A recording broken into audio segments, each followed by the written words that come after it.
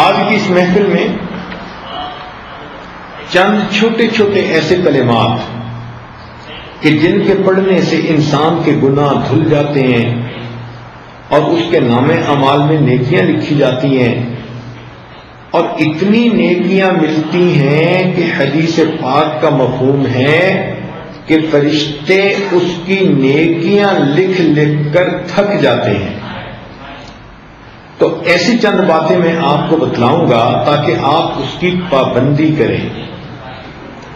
پھر توجہ فرمائیں کہ یہ چھوٹی چھوٹی باتیں ہوں گی لیکن اتنی قیمتی، اللہ تعالیٰ کے ہاں اتنا ان کا مقام ہے کہ ان کلمات کو کہنے والا بندہ اپنے گناہوں کو دھلوا لیتا ہے اور اتنا اجر ملتا ہے کہ حدیث پاک میں فرمایا گیا کہ فرشتے اس بندے کی نیکیاں لکھ لکھ کر تھک جاتے ہیں۔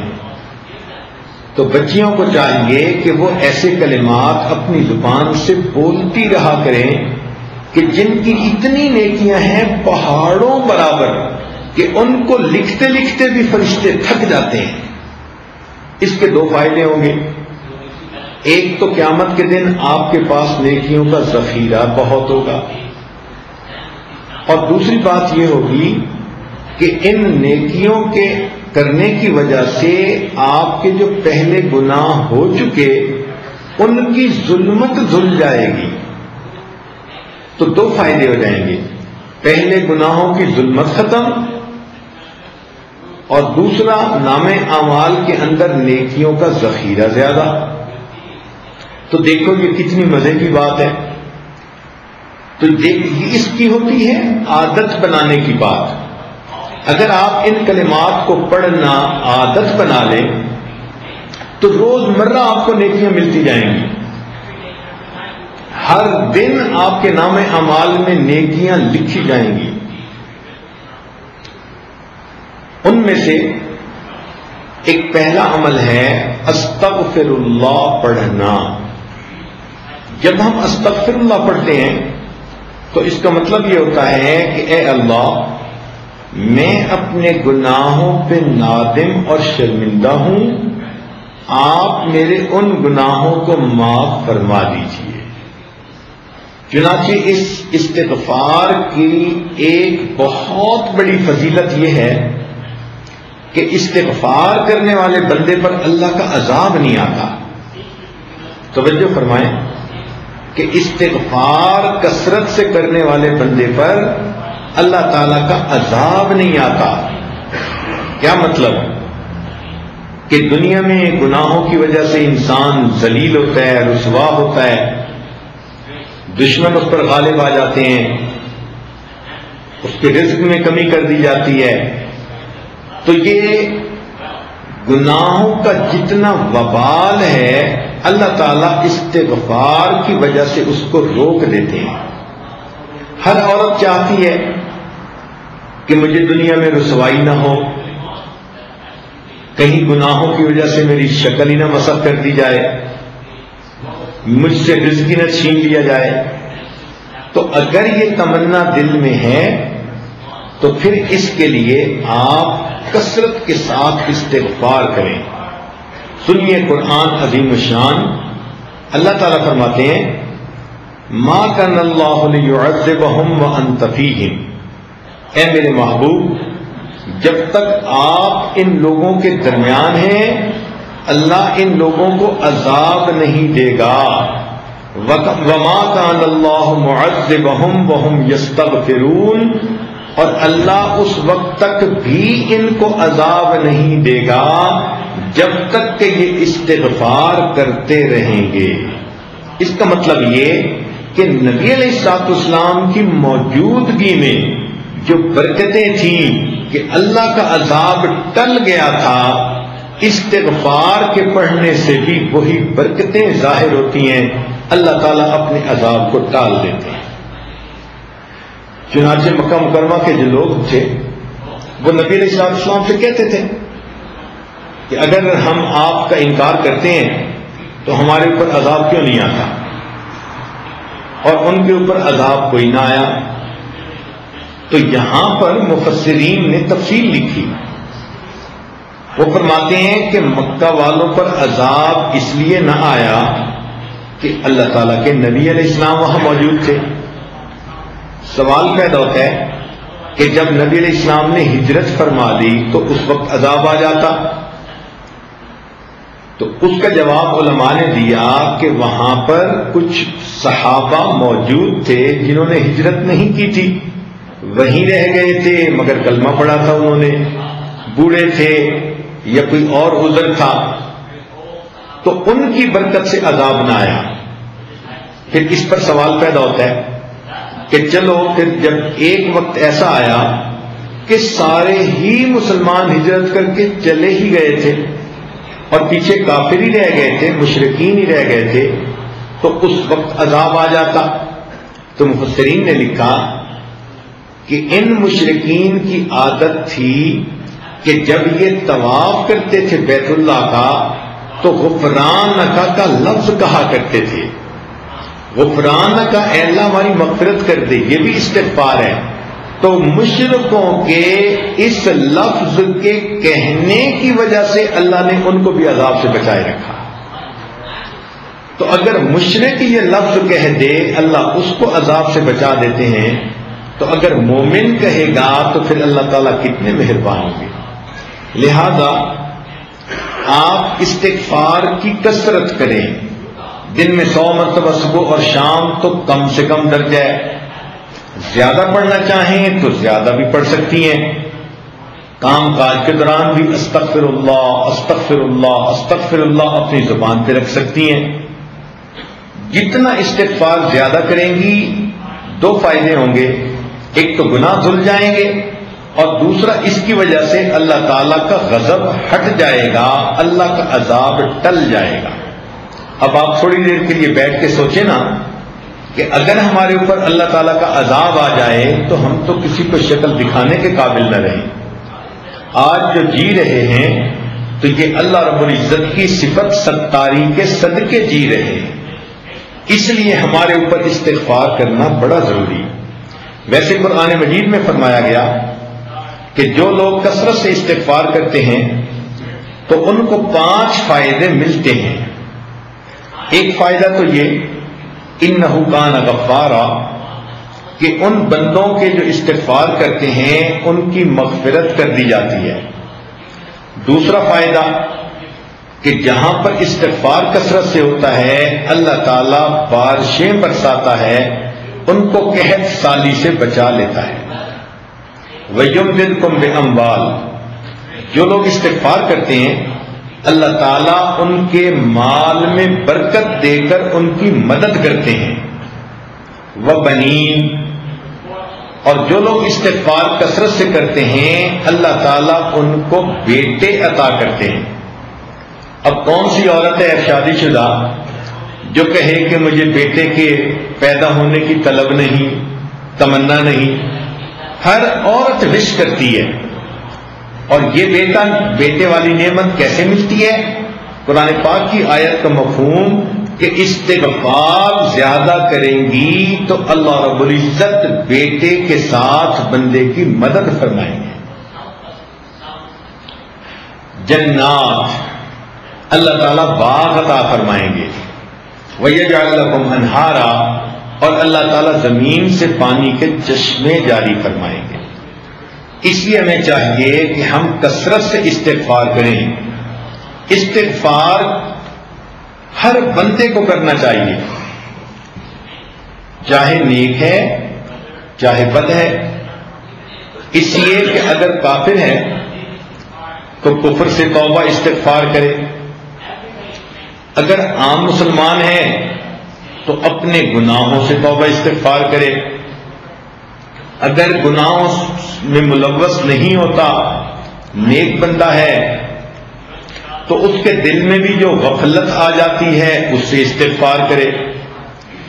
اور اگر کوئی کہے کہ میرا دل غافل بھی نہیں ہوتا، تو ایسے بندے کے دل و دماغ میں بھی شیطان وسوسے تو ڈالتا ہے، ان وساوس شیطانی پہ استغفار کرے. اور اگر کوئی کہے کہ مجھے تو شیطان وسوسے بھی نہیں ڈالتا، تو وہ بھی اپنے اخلاص کی کمی کے اوپر استغفار کرے کہ جتنے خلوص سے ہمیں زندگی گزارنی چاہیے تھی ہم نہیں گزار پا رہے۔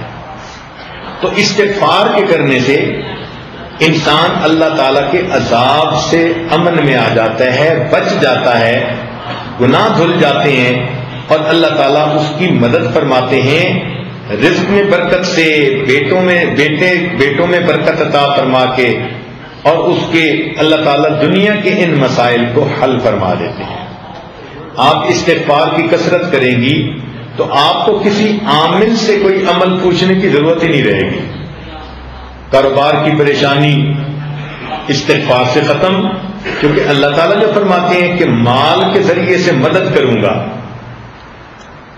اگر اولاد کی پریشانی ہے تو وہ استغفار سے ختم، کیونکہ اللہ تعالیٰ فرماتے ہیں کہ میں بیٹے دے کر ان کی مدد کروں گا۔ اگر کسی کا کام نہیں چلتا تو جیسے اللہ فرماتے ہیں کہ میں باغوں سے پھل عطا کروں گا، اللہ تعالیٰ ان کو دکان سے بھی پھل عطا فرمائیں گے، کاروبار اچھا چلے گا۔ تو ایک استغفار کی کثرت سے ہماری زندگی کے کتنے مسئلے حل ہو جاتے ہیں۔ دوسرا کام یہ کہ انسان کی زندگی میں کبھی خوشی ہوتی ہے، کبھی غمی ہوتی ہے، کبھی کام مرضی کے مطابق ہوتے ہیں اور کبھی کام مرضی کے خلاف ہوتے ہیں۔ تو اگر تو کام مرضی کے مطابق ہوں تو ہمیں اللہ کا شکر ادا کرنا چاہیے، اور اللہ تعالیٰ کا شکر ادا کرنے کا آسان طریقہ یہ ہے کہ زبان سے الحمدللہ کہیں۔ ہمیں چاہیے کہ ہر نعمت پر ہم اللہ کا شکر ادا کریں۔ اس شکر ادا کرنے کی فضیلت یہ ہے کہ آئی ہوئی نعمت انسان سے واپس نہیں لی جاتی۔ لئن شکرتم لازیدنکم، اللہ تعالیٰ فرماتے ہیں کہ اگر تم شکر ادا کرو گے ہم اپنی نعمتیں اور زیادہ عطا فرمائیں گے۔ اب مثال کے طور پر کتنے کام ہماری مرضی کے مطابق ہوتے ہیں، تو جب بھی کوئی کام مرضی کے مطابق ہو تو چپکے اپنے دل میں اللہ کا شکر ادا کر لو، اپنی زبان سے الحمدللہ پڑھ لو۔ جب آپ نے کسی کام پہ الحمدللہ پڑھ لیا تو گویا آپ نے اللہ تعالیٰ کا شکر ادا کر دیا۔ مثال کے طور پر اللہ تعالیٰ نے ہمیں ایمان عطا فرمایا، اس کا خیال آئے تو کہو الحمدللہ۔ اللہ تعالیٰ نے آپ کو صحت عطا فرمائی، بیماری کوئی نہیں، خیال سوچ میں آئے تو کہو الحمدللہ۔ اللہ تعالیٰ نے آپ کو عزت کی زندگی دی تو یہ خیال آئے تو کہو الحمدللہ۔ اللہ تعالیٰ نے آپ کو عزت کی روزی گھر بیٹھ کر عطا فرمائی، یہ خیال آئے تو کہو الحمدللہ۔ اللہ تعالیٰ نے آپ کو اولاد عطا فرمائی، بیٹے بھی دیے، بیٹیاں بھی دیں، جب ان پہ نظر پڑے تو کہو الحمدللہ۔ اللہ رب العزت نے آپ کو اپنا گھر دیا، سر چھپانے کا در دیا، جب اس کو دیکھیں تو کہو الحمدللہ۔ اگر کوئی آپ کی تعریف کرے، کوئی عورت آپ کو کہتی ہے آپ نے بڑا اچھا کیا، میں بہت خوش ہوں، تو اس تعریف پر کہو الحمدللہ۔ اگر آپ کے بچے بخیریت سکول سے واپس آ گئے، ان کو دیکھتے کہو الحمدللہ۔ اگر آپ کے بچے شوق ذوق کے ساتھ پڑھتے ہیں تو کہو الحمدللہ۔ اگر وقت پہ آپ نے کپڑے دھو لیے، تیار ہو گئے، کہو الحمدللہ۔ اگر آپ نے کھانا وقت پہ پکا لیا، کہو الحمدللہ۔ اگر آپ کے گھر مہمان آئے اور وہ خوش واپس گئے، کہو الحمدللہ۔ اگر آپ کو وقت پہ نماز پڑھنے کی توفیق مل گئی، کہیں الحمدللہ۔ آپ نے وقت پہ تلاوت پابندی کے ساتھ کر لی، اذکار مراقبہ پابندی کے ساتھ کر لیا، کہیں الحمدللہ۔ اگر آپ ایک دن بے پردگی سے بچ گئی پردے کا آپ نے خیال لحاظ رکھا تو کہو الحمدللہ. اگر آپ نے کسی دل میں کسی کا دل نہیں دکھایا تو کہو الحمدللہ. معلوم ہوا کہ جب بھی کوئی کام آپ کی مرضی ایکسپیکٹیشن کے مطابق ہوتا ہے، اس کام پر اگر آپ الحمدللہ کہہ لیں گی تو اللہ تعالیٰ کی شکر گزار بندیوں میں شامل ہو جائیں گی. جب آپ کا دل خوش ہو، کسی بات پہ سکون ہو تو کہو الحمدللہ.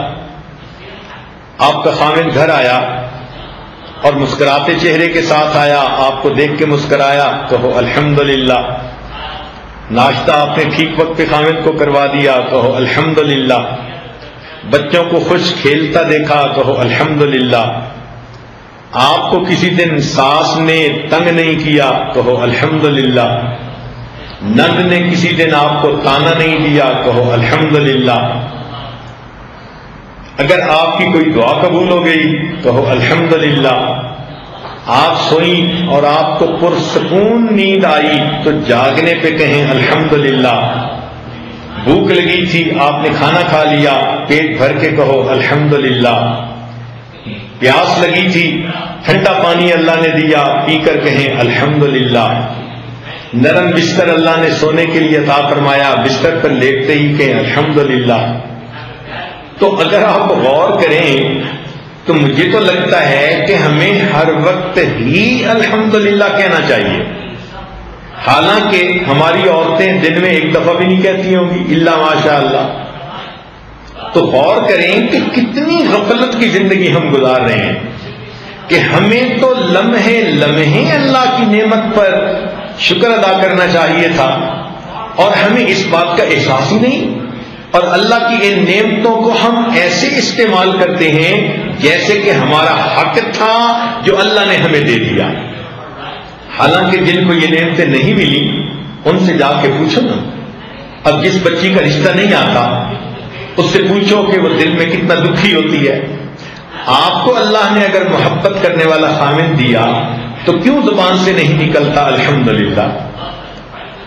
الحمدللہ کا لفظ تو آپ ایک دن میں سینکڑوں دفعہ کہنے کی عادت ڈال لیں. بات بات میں الحمدللہ یہ ہوا، الحمدللہ یہ ہوا، بات کرتے ہوئے یہ کہیں. تو شکر ادا کرنے سے انسان کو ایک تو نعمتوں میں اضافہ نصیب ہو جاتا ہے اور ایک دوسرا فائدہ یہ کہ شکر ادا کرنے سے اللہ کا عذاب ٹل جاتا ہے. جیسے استغفار سے عذاب ٹل جاتا ہے نا، شکر ادا کرنے سے بھی عذاب ٹل جاتا ہے. سنیے قرآن عظیم الشان. اللہ تعالیٰ ارشاد فرماتے ہیں ما یفعل اللہ بعذابکم ان شکرتم وآمنتم. اے میرے ایمان والے بندو، اگر تم ایمان لاؤ اور میرا شکر ادا کرو تو تمہیں عذاب دے کر اللہ کے ہاتھ کیا آئے گا. اللہ تعالیٰ تمہیں کیوں عذاب دے گا اگر تم ایمان لا کر اس کا شکر ادا کرو. تو معلوم ہوا کہ استغفار سے بھی عذاب ٹل جاتا ہے اور شکر ادا کرنے سے بھی اللہ کا عذاب ٹل جاتا ہے. تو دیکھو یہ کتنے چھوٹے چھوٹی باتیں ہیں اور کتنا ان کا فائدہ ہے. اللہ اکبر کبیرہ. آپ یوں سمجھیے کہ میں آپ کو آج کچھ ہیرے اور موتی تحفے میں دے رہا ہوں. یہ الحمدللہ کا لفظ اتنا اچھا لفظ ہے کہ جنتی جنت میں صرف اتنا کہیں گے وقال الحمدللہ رب العالمین. جنتی بھی جنت میں ہر وقت اللہ کی جو ہے تعریف کریں گے، الحمد کہا کریں گے. آپ وہ جنتیوں والا کام دنیا میں کر لیں تو اللہ تعالیٰ کی نعمتوں کا شکر ادا کرنا اور الحمد کا لفظ کثرت سے استعمال کرنا اپنی گفتگو میں، اور ہر وقت جس نعمت کو بھی دیکھو ہر وقت بس جو بھی چیز آپ کی مرضی کے مطابق ہو رہی ہے بس اس پر الحمدللہ کہہ دو. موٹا سا اصول یہ ہے.